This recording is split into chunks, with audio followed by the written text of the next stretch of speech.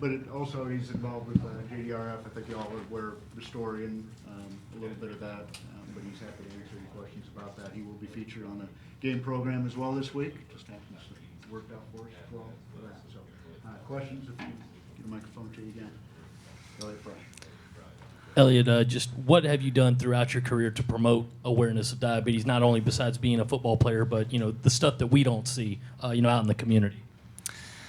Yeah, I think the biggest thing, ever since freshman year, is just talking with parents and kids and families in the, in the Columbia area that have struggled with it. And I think, I've got a lot of Facebook messages from moms and dads and stuff like that, kind of saying that, we're watching you and we see you succeeding at South Carolina despite having diabetes. And, I've met with a lot of them and talked to their kids and, try to keep their spirits high, especially when they're first diagnosed, because that's a pretty difficult time. But, just encouraging them, telling them that, you can do whatever you want despite having diabetes. I've heard you talk before about the things you have to go through just to be able to play a game. Has that gotten easier as you've gotten older, or is it just commonplace now for you? Yeah, it's definitely something you just get used to. It's a part of my routine. It doesn't necessarily make it easy. Having to take, 10 shots on game day, it's never something that's easy, but I do get used to it. It's just something I kind of deal with now.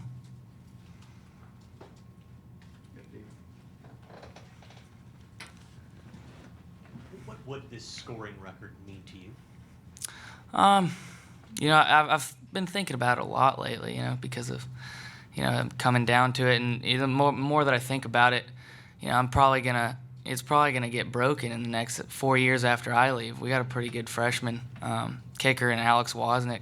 I probably will be, playing next year, and he'll have 4 years with, probably a really progressive team that's gonna be probably really good in the next 4 years. So it's probably gonna get broken in the next, however long. So it's definitely awesome to be able to break it, but it's at the end of the day, it's just a record.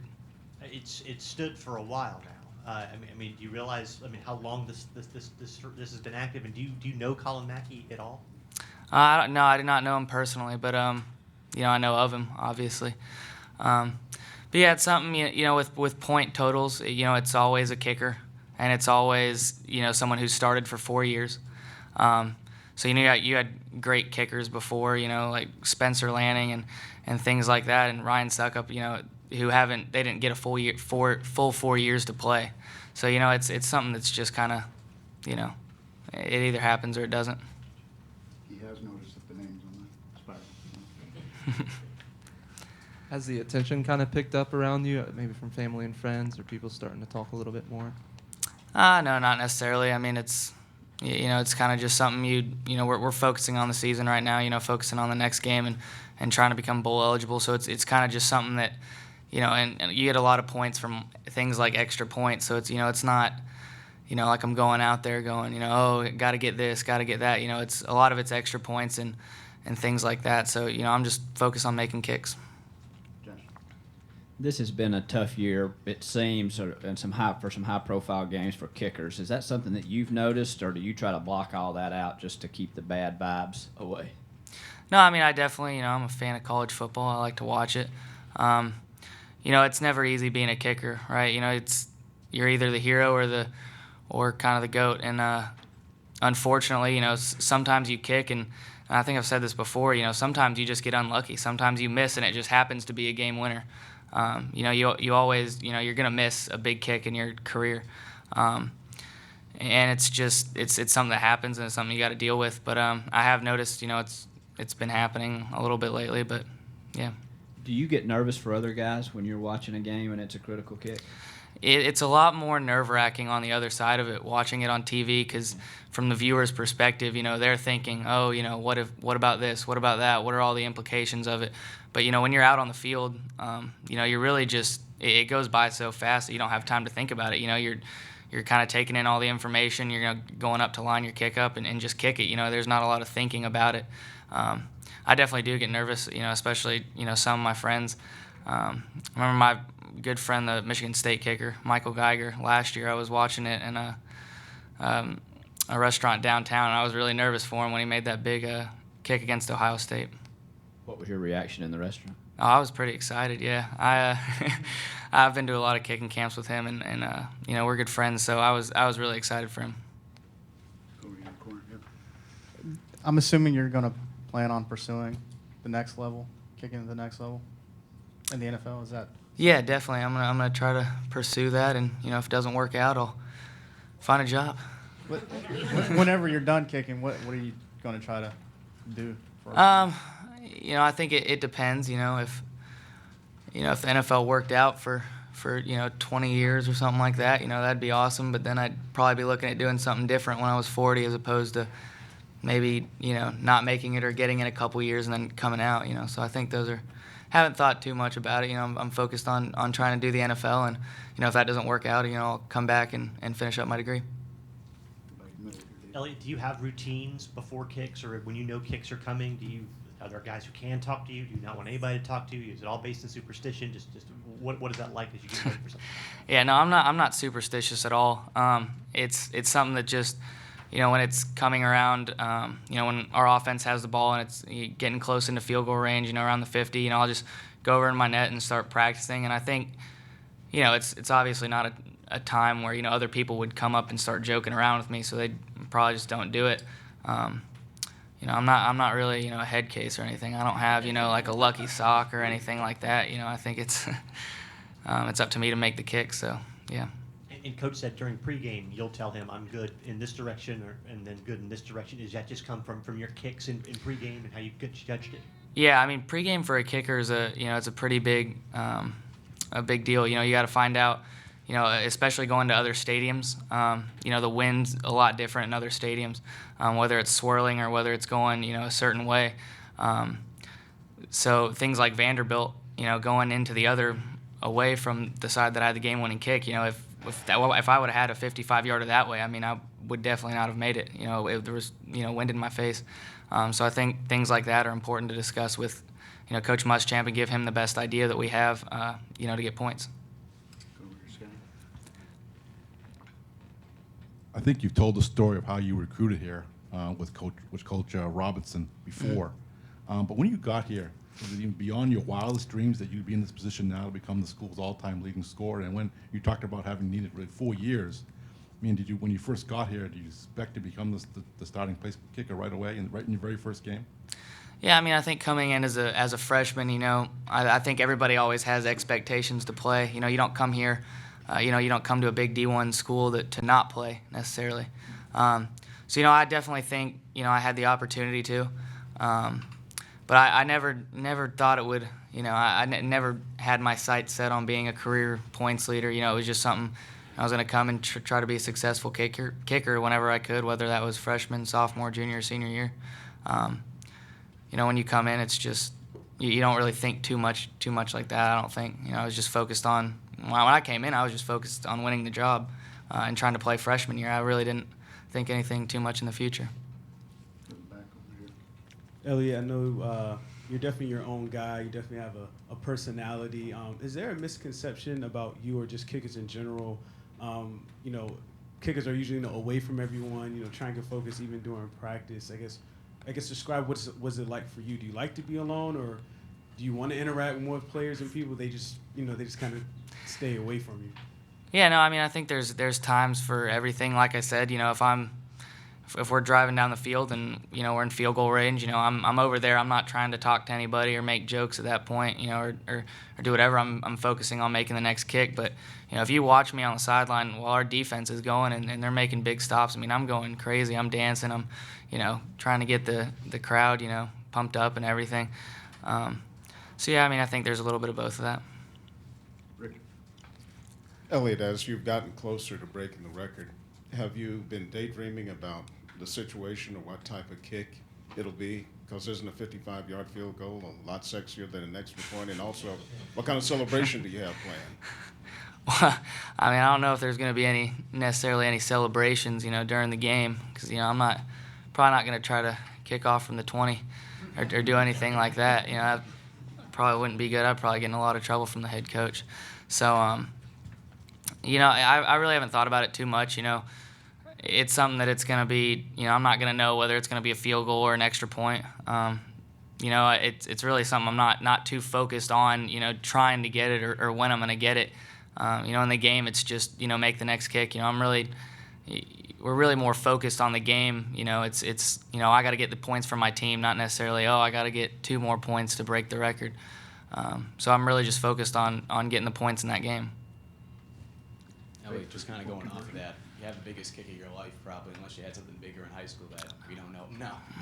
You have a kick like that in week 1, be able to have the first win of the season, be able to set the tone. How do you stay level-headed, though, throughout the year? I mean, obviously the next week, Mississippi State, you missed one, but to be able to bounce back and know that you're just as important as anyone else, because, obviously you're getting up there with points. You got to do a job. Yeah, definitely. I mean, I think that something I said back after that kick, it is hard to stay level-headed. It's when something like that happens, it kind of feels like, I'm done. I did it. I made a big field goal. We won the game. In your mind, it almost feels like that's the end of the season. But it, you got to put it past you, and you got to move on to the next week, and just be ready for the rest of the season and try to stay level-headed. Whether it's this record, no matter how long it lasts, or your confidence that you've developed in Coach Muschamp to be able to just say, hey, this is where I want to go and let's do it, or being a role model for the folks with diabetes and other things. I mean, what do you want? I know you're trying to pursue a career at the next level, but what do you want your legacy to be here in South Carolina? I haven't thought about it too much. I guess let's see.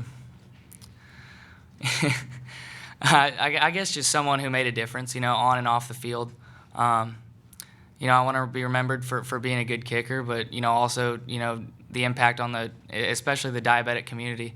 I want people to look at that and remember that, yeah. You kind of alluded to it, but how has having the multiple roles this year kind of changed what you've done? Has it changed anything you do with your kicks, or does it just make you feel like you're more involved in the game? As far as kickoffs? Yeah. It's something that's kind of, a lot of kickers at other schools do it. You do it in high school. It's not that much of a difference. It's something that, all kickers do it. It's not like, I didn't know how to kick off, right? It was just, we had Landon Ard for 3 years, and he was a great kickoff guy. So it was something that, I was hoping I was going to get to do this year. As far as that, I mean, it's just the same thing as kicking, just trying to kick it deep. Elliott, you mentioned 10 shots on game day. I mean, is that different from non-game days for you? It just depends on, when I say 10 shots, so I take an insulin shot every time I eat food, or if I were to drink a Gatorade or something like that, I'd have to take insulin for it. On game day, though, I'm very hypersensitive about, my diabetes, because, I'll probably test my blood sugar 5 times before the game, from when, the 2 hours from when I go on the field to the start of the game, just to make sure that, my blood sugar is trending in the right direction, or actually really not trending at all. But, just to be in control of that, and if I go grab a Gatorade or whatever, take a shot for it, I just am very hypersensitive about what I'm doing, because it has such a big impact, or it could have such a big impact on the game. Is that something you have to maintenance even on the sideline? It's something that if I take care of it before the game, it should be all right on the sideline. And then we go into halftime, so it's not like, I'm playing a full game without it. But it's something, if I ever, felt like I was, in trouble or anything, I could just go to our nutritionist or the training staff and get Gatorade or insulin or whatever I needed. But it's something I'm definitely very overly thoughtful about before the game, during the game. Scotty?